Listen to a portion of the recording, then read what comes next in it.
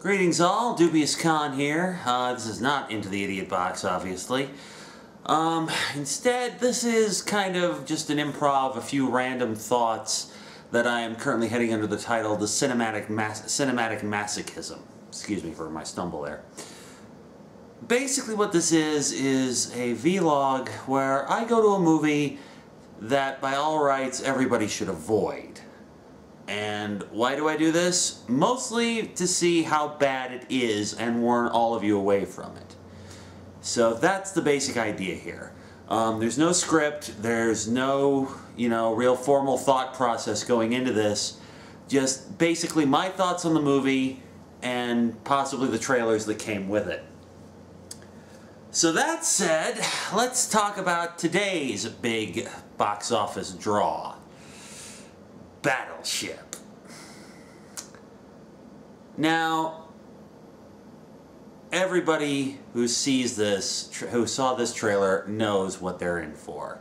This is going to suck no matter what. Okay?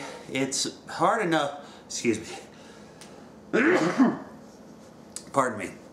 It's hard enough translating an esoteric, abstract concept like a board game into a feature-length film. Okay? It's been done, it can be done, and everybody knows it was done brilliantly with Clue, which was not a big box office hit, but has achieved cult status. Why? Because it's fucking hilarious. Battleship, however, is a game that's pretty much just played on a grid. You call out coordinates and you hope to God you hit whatever the hell your opponent is. I personally suck at Battleship. Ask anybody who's ever played with me. I find someone by accident and I might be able to work out logically where they are from there, but otherwise, no. So how do you go about doing this? Well, as everybody knows, the producers of this film decided, hey, let's pit the Navy against aliens. Which isn't bad. It's not a bad concept, but basically, yeah, this movie just doesn't work. Is it the worst movie ever made? No. How bad is it? What does it equate to? Well, let's talk about Hasbro's other major opuses so far in the cinematic world. Transformers and G.I. Joe. This movie is not as bad as Transformers Revenge of the Fallen or Transformers Dark of the Moon. It's right there about the same as the original Transformers movie and G.I. Joe The Rise of Cobra. Not horrible movies, but definitely could have been a hell of a lot better. The concept is flawed, alright? Let's face it, the concept is fucking flawed. Alright? And the main problem here is that all the money for this movie went into hiring Liam Neeson for the 15 or so minutes he's actually in this movie. Yeah, if you expect him to be the guy who's in there leading the charge and being a badass, sorry, he's on the outside of the dome the aliens set up and can't be found. Sorry. I don't even know who the hell any of these people are who are in this movie. Okay, quite honestly. I heard some guy talking out that the main female naval sailor is Rihanna. I wouldn't know. I don't know who she is. I know she's a singer of some kind, but I don't really listen to her music. I don't know who she is. I don't know what she looks like. I know absolutely nothing about her, so I may take his word for it. I don't know. Let's talk about this. For starters, the movie's too damn long. The concept does not hold up over time. This movie is about half an hour longer than it needs to be. It's about 2 hours and 11 minutes. It only needed to be an hour and a half, okay? Alright? Because basically it's another us versus them thing. When this movie isn't ripping off Titanic, it's ripping off Independence Day, okay? Alright, and let me just get this out of the way right now. Alright? Nobody says you sunk my battleship. Nobody. The one phrase that everybody remembers from the commercials for the game, and it's not said at all. Okay? Why? Well, obviously because the battleship doesn't actually sink, so, you know, kind of pointless. But the closest we get is one line from a guy who says, "They ain't gonna sink this battleship." And it's like, you couldn't have just altered the line a little bit to get it as close as possible into "they ain't gonna sink my battleship"? How about that? Have the guy show some possessiveness toward the ship. It would have made it a lot easier and gotten the closest we could to the line in there that everybody's expecting. Nobody says it. That's the closest we get. Nobody we know, nobody we care about in there. And that's the main thing. Battleship is bad not because it's a bad concept and not because the special effects are bad or anything like that. It's bad because it's boring. There's no investment in any of these characters. Nobody can act. And we get a whole bunch of side characters that we don't give a 1/10 of one shit about. Alright, our main character is Alex Hopper, alright? He's basically the guy who we follow in here, and here's how it works. The movie actually opens up with him on his 26th birthday. I think it's meant to be like 2006 or something like that, given the opening prologue crawl. And the guy's a complete and total fuck-up, alright? Contrast to his brother, who's named Stone. Yeah, Stone Hopper. Yeah, that's a great name. What the fuck? Parent names their kid Stone. It's ridiculous. Anyway, Stone's in the Navy. He's highly decorated. You know, he's been, yeah, blah, blah, blah. Favorite child status. Younger brother steps up to the plate, learns something about himself, and all that crap. You've seen this before. You know where it's going the second you see him. So, basically, we spend the whole first 15 minutes of this movie watching Alex trying to get with the woman who will eventually become his girlfriend once we get past the opening titles. So what happens? He's in a bar, celebrating his birthday, has no job, he's got long hair, he's unshaven, he's basically a loser. Yeah, we get that. Alright, his brother's lecturing him for the umpteenth time about this crap. Okay, he sees the girl, he goes and tries to hit on her, she wants a chicken burrito at this bar, but the bartender's being a dick for some inexplicable reason and not making a fucking burrito for her. Never mind the fact it would take 2 minutes in the microwave, because that's like the kitchen. So what does Alex do? He tells her, "Give me 5 minutes, I will get you a chicken burrito." Alright, so he goes to the convenience store. Gets there right as it's being closed, alright? The woman who runs the convenience store won't open back up to sell him the goddamn burrito. Okay, so what does he do? What would you do in this situation? Let me ask you that first. What do you do in this situation? You go, okay, fine. Go find a 24-hour convenience store that's closer. You can find one every 3 blocks or so. No, our boy Alex decides to break into the convenience store. You already know from this point that you're in trouble as far as entertainment value goes. Then the footage all changes as if it's being done through the security camera. He breaks through the goddamn thing, knocks over a hole, rips out half the damn ceiling, makes the friggin' burrito, leaves $3 on the counter for it, never mind the hundreds of dollars of damage he's already caused.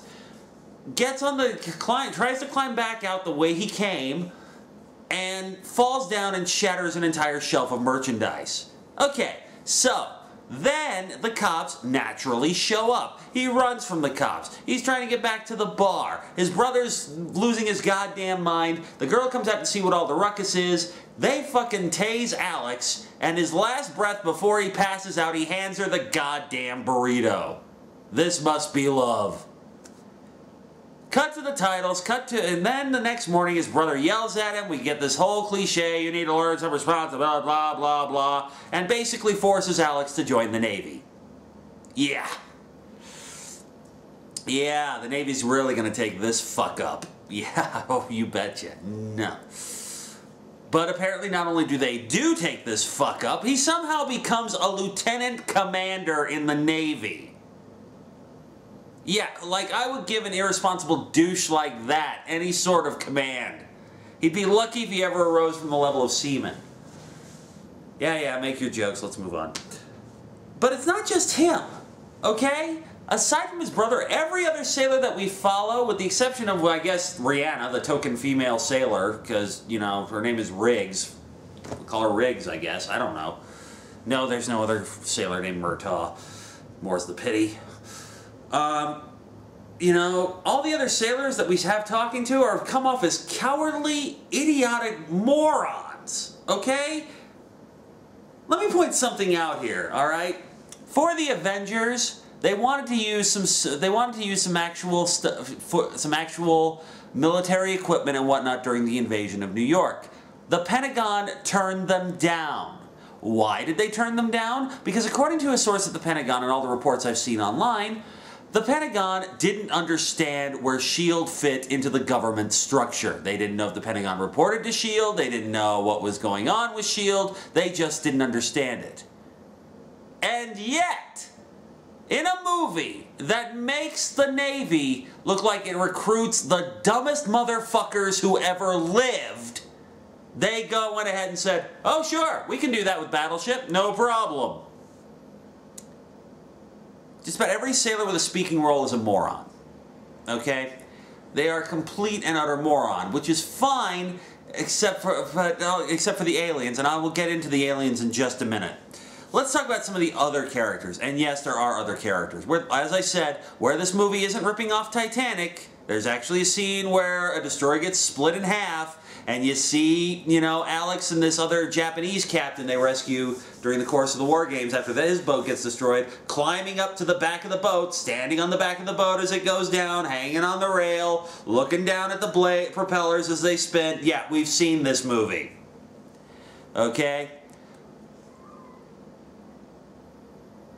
When it's not ripping off, we get a rip-off of Independence Day. So, of course, we get a bunch of serious people sitting around in suits. Oh, yeah, one more thing. Peter McNichol's the fucking president of the United States, apparently. He's never identified as the president, but it's kind of implied. And it's like, who gives a shit? Really. It's fucking Peter McNichol. It's Janos from Ghostbusters 2. Yeah, that gives us credibility in the eyes of the world.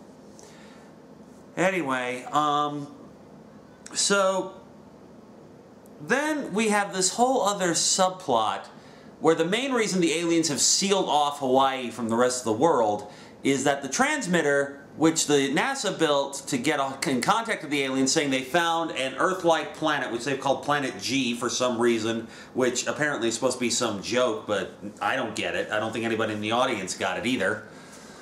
Oh yeah, by the way, theater, not even half full. Not even a quarter full. I think there was maybe 25 people total in that whole theater. Okay, and like 5 of them were kids who weren't even watching the movie.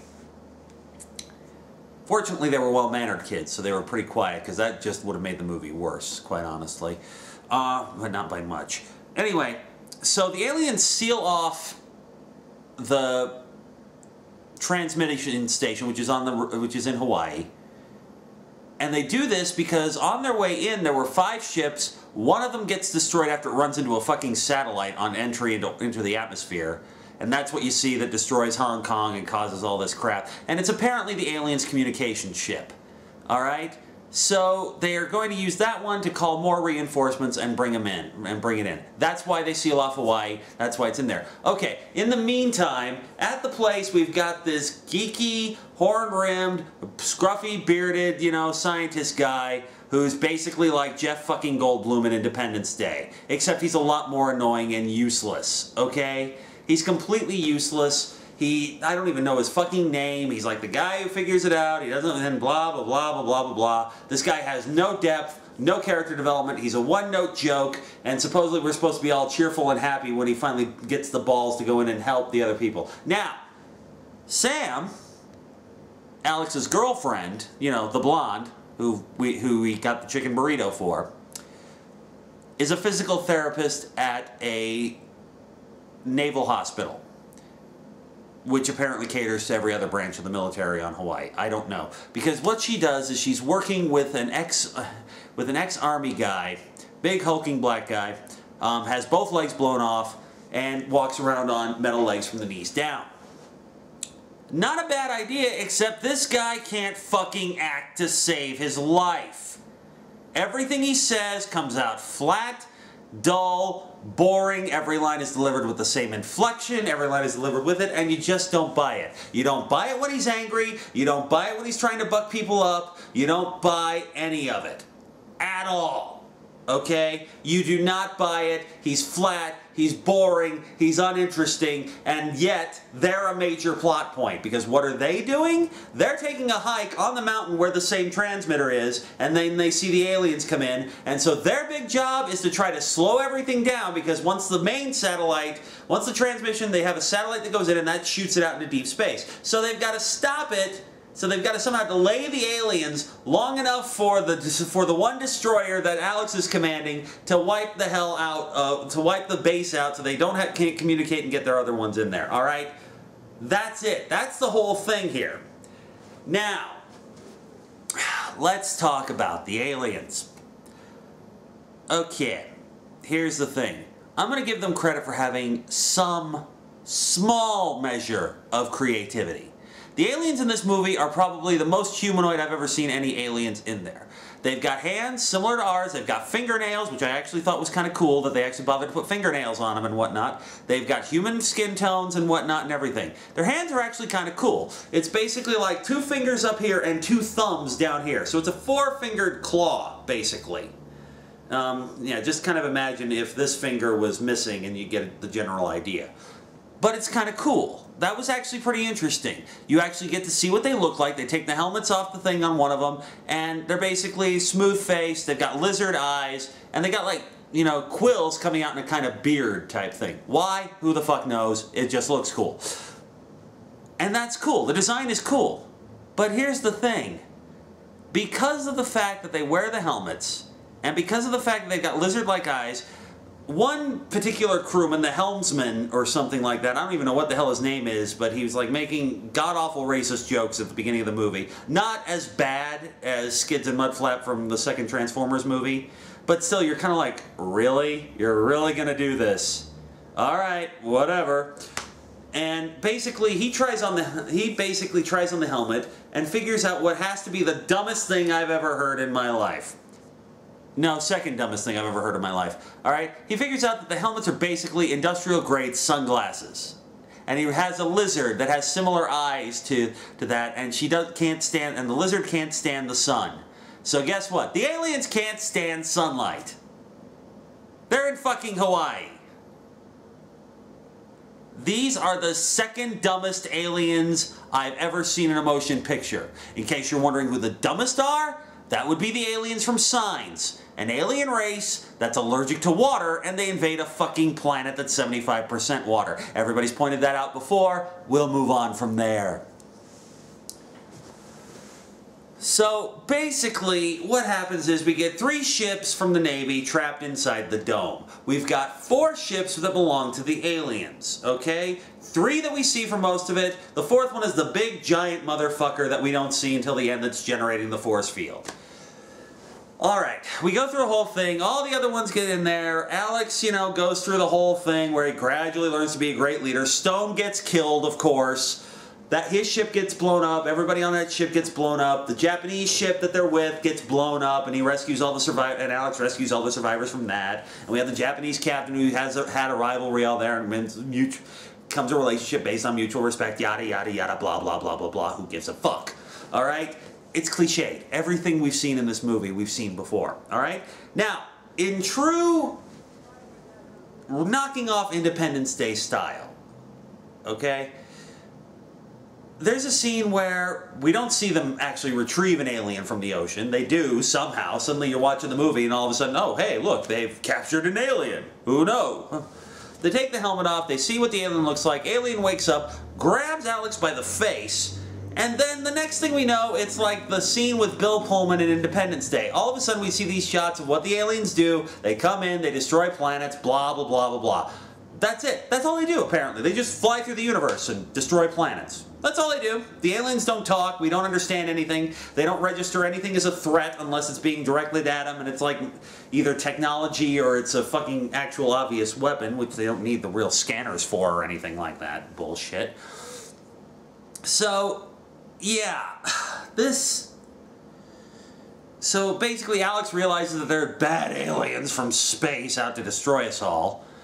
And, you know, it goes from there. The aliens rescue their buddy, they haul him back and all that crap, and, you know, ultimately it leads to this. Now, remember, all of Hawaii is blocked off, which means that these guys are based out of, where else? Fucking Pearl Harbor.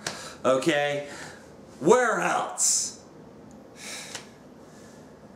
So, eventually, there's a scene where we actually get something similar to the game of Battleship. And this is actually one of the more entertaining sequences in the film. Alright? One of two entertaining sequences in the film.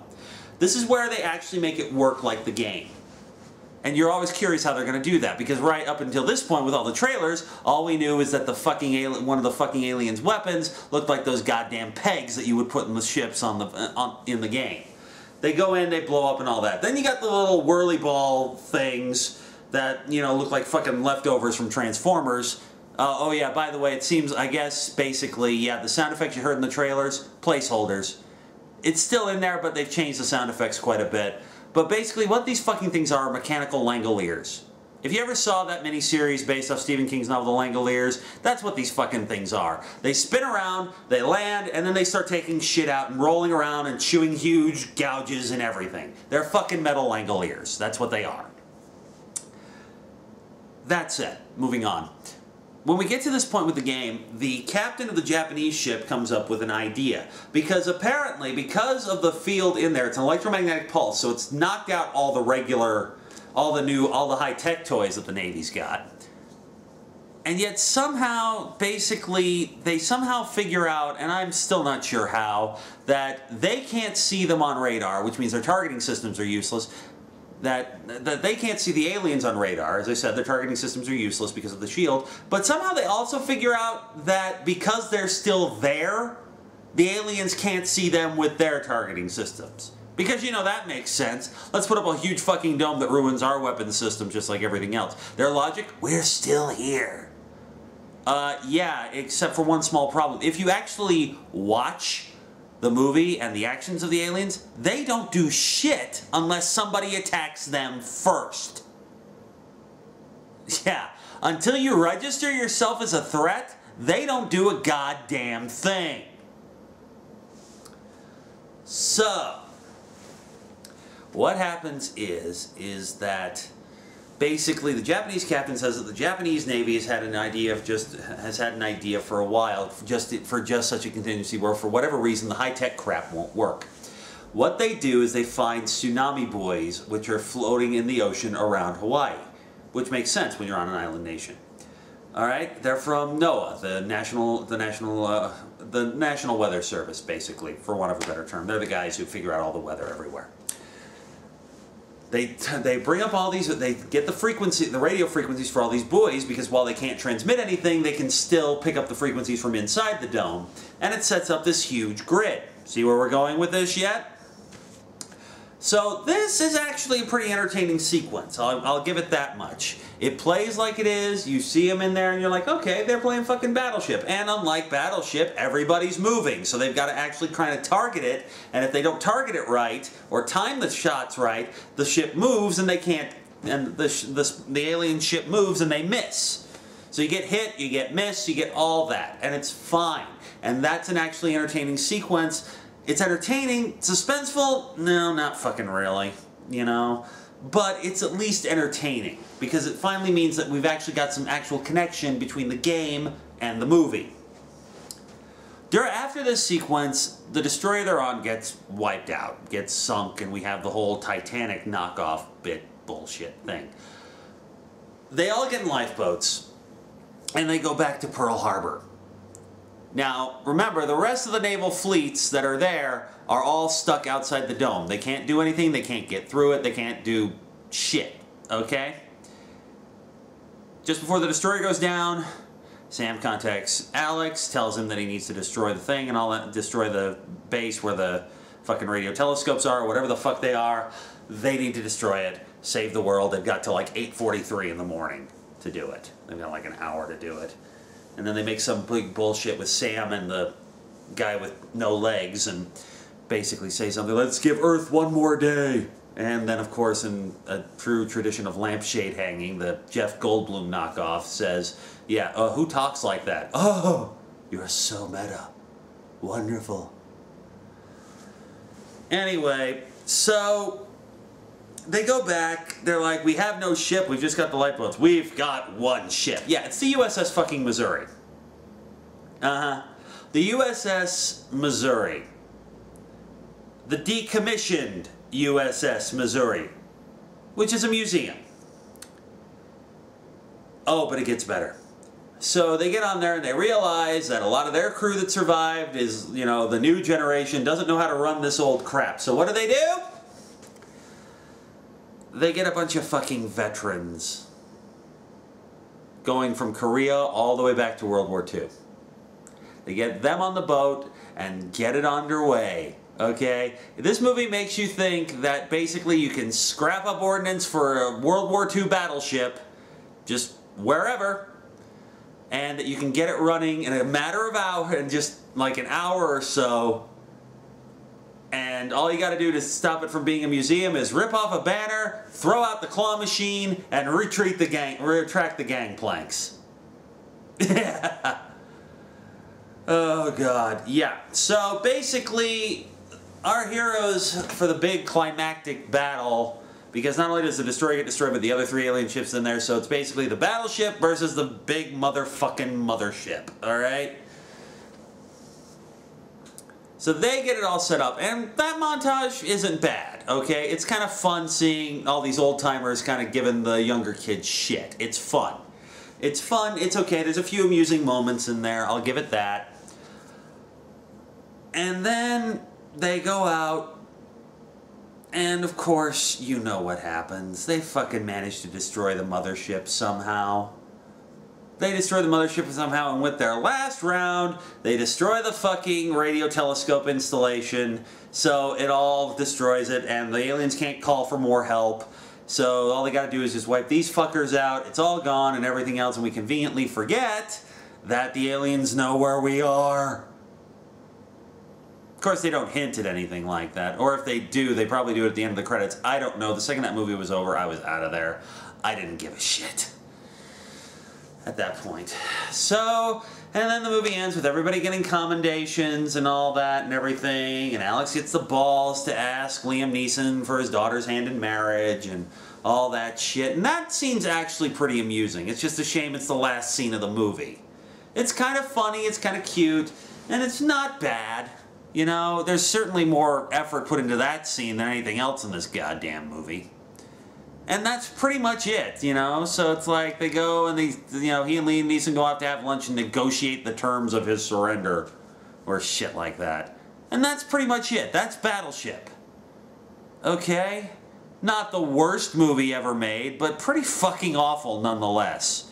So I'm gonna say this about it as my final thoughts on the thing.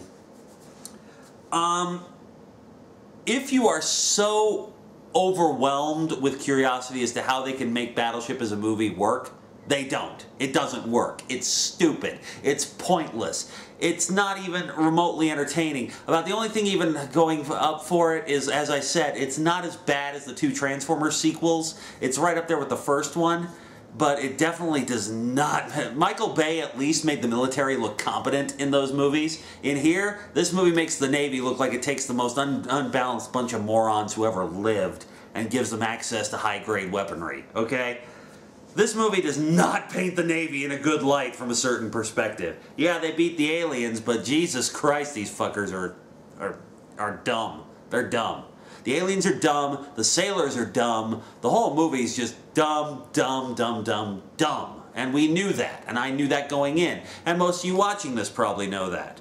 So, let me say this. As I said, if you are so piqued with curiosity as to how bad this movie is, and you feel you absolutely have to see it, but I implore you, do not wait for the DVD. But don't go see it in the multiplex either. If you have a dollar theater or a budget theater of some kind that does second run movies, like about 6 weeks after they come out, they move into the dollar theaters or the budget theaters or whatever, and you can see it without spending any more than $1.25 to see it, and you're that overwhelmed with curiosity, go see it there. Save yourself the money. It's not even worth a DVD rental, okay? It's not worth waiting the 30 days that it's going to take Redbox to get it after it gets released, and it's sure as hell not worth the cost of purchasing the DVD or the Blu-ray. Alright? Stay the hell away from Battleship. Alright? You will get a better experience just playing the game with somebody. You know, assuming you can find an original version of the game and not one that's licensed and linked to the movies. So that said, that's Battleship. Now, before I go, let's just have a brief chat about the trailers. Saw the same Spider-Man trailer we've seen forever about, you know, seeing Peter's kids leave and all that. It would be nice if we could get another damn trailer before the movie comes out in July so we can see what the hell's going on beyond that. But we've seen it all. It's that whole POV trailer. Seen that. Mildly curious. Don't think we needed it to be another origin story. We know the origin story by this point. We could have just found a different way to reboot and gone from there. Saw a new trailer for G.I. Joe Retaliation. Now, I'm going to say this. G.I. Joe The Rise of Cobra was not great, but I attribute that more to poor story choices and misplaced casting, okay? Basically, you know, they kept talking about how they wanted to make a movie for the fans, and they basically pissed in the fans' face with G.I. Joe The Rise of Cobra. Basically, rather than, you know, who's she going to hook up with? Is it going to be Snake Eyes like, who's Scarlet going to hook up with? Is it going to be Snake Eyes like in the comics, or Duke like in the cartoon series? And it's fucking neither. It's fucking Marlon Wayans. And I'm sorry, but Marlon Wayans immediately lowers the entertainment quality of any movie you have by 25%. Okay? Obviously Cobra Commander's outfit in that, stupid. Pretty much, yeah. So from the looks of things though, with this one, we've got a different director, we've got a different script, and while it does continue from there, it's just as much of a reboot as it is a sequel from the looks of things. Most of the Joes are wiped out. We still have Duke, but he's not being painted as the main character this time, which is fine because Channing Tatum has all the acting charisma of a plank of wood, and that's insulting the plank of wood. No sign of the Baroness, no sign of Destro. We do see Cobra Commander in the more traditional silver faceplate helmet look. Apparently the filmmakers actually listened on that. We do see once again that Jonathan Pryce is still impersonating the President as Zartan. So it's Jonathan Pryce playing Zartan playing the President. And we get Bruce Willis, who is playing General Joseph Colton, aka the original G.I. Joe. So he's in there, and that's who he's playing. And honestly, this one looks like it might actually be might be better than The Rise of Cobra. You know, I'm not expecting much. You know, a lot of people were like, God, that was so dumb and over the top. And I say to them, have you ever watched or read G.I. Joe? That's exactly what it is. It's bullshit. It's a bunch of soldiers with bullshit weaponry up against a terrorist organization with more money than God and bullshit science on their side, okay? You know, the nanobots from the first movie were kind of stupid, but perfectly in tune with G.I. Joe. So what they're up to this time, I have absolutely no idea. We'll find out and all that and everything. I'm looking forward to G.I. Joe Retaliation. G.I. Joe The Rise of Cobra is flawed, but it's one of my guilty pleasure movies. I enjoyed the hell out of it. Not great. Don't really care for the fact that they decided to make, you know, Baroness and Cobra Commander brother and sister. Don't really like that, you know, it gets this bullshit Romeo and Juliet plot about the Baroness being in love with Duke and the nanobites made her evil. Frankly, I'll have more respect for these people if they find a way to make it work that the Baroness was just faking the whole thing and the nanites were in there just dormant or some stupid like this. As long as if the Baroness even shows up in this movie, which I doubt she will. Same with Destro. I don't think we'll be seeing him either. Let's see, what else was there? Oh, there was an interesting one called People Like Us that I saw. This one's not, I'm not sure what this is. I don't know if it's meant to be a drama or a comedy, but basically we have a guy whose father leaves him a shaving kit and it's full of money, full of cash. And basically his father reveals in this letter to him afterwards that he has a half-sister he never knew about. So he goes out to meet his half-sister, and for some inexplicable reason, which isn't explained in the trailer, I'm sure it is in the movie, he doesn't tell her who he is. And she's got a kid, and it's like in there, and it's kind of set up like a love story, but of course it isn't, because that would just be creepy, a guy and his half-sister getting together. So it just leads to a different sort of dynamic. It's got all the look and feel of like a, you know, romantic drama thing like that, but it's interesting, because you don't really see an exploration of brother and sister relationships of any kind in the movies, really. You rarely see a brother and sister in there, and usually one's like the sibling who's got it all together advising the lovable fuck-up who's the main character and what to do. You know, see films like Scott Pilgrim and Sibling Rivalry and movies like that. So that one looks kind of interesting. I don't know if I'll see it in the theaters, but I may give it a shot when it hits DVD. What else was there? I think that was pretty much it as far as trailers go. The movie theater I went to isn't really big on a lot of trailers. So yeah, so that's Battleship. Avoid it at all costs, and, you know, save your money. See it in the budget theater if you really feel you have to see how horrible it is. Otherwise, save your money, you know, go see something else.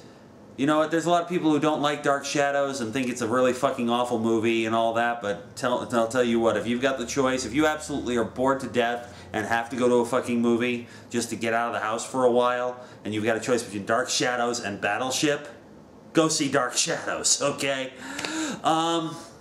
Yeah, so that's Battleship. That's avoid that. That pretty much wraps up my first little vlog of cinematic masochism.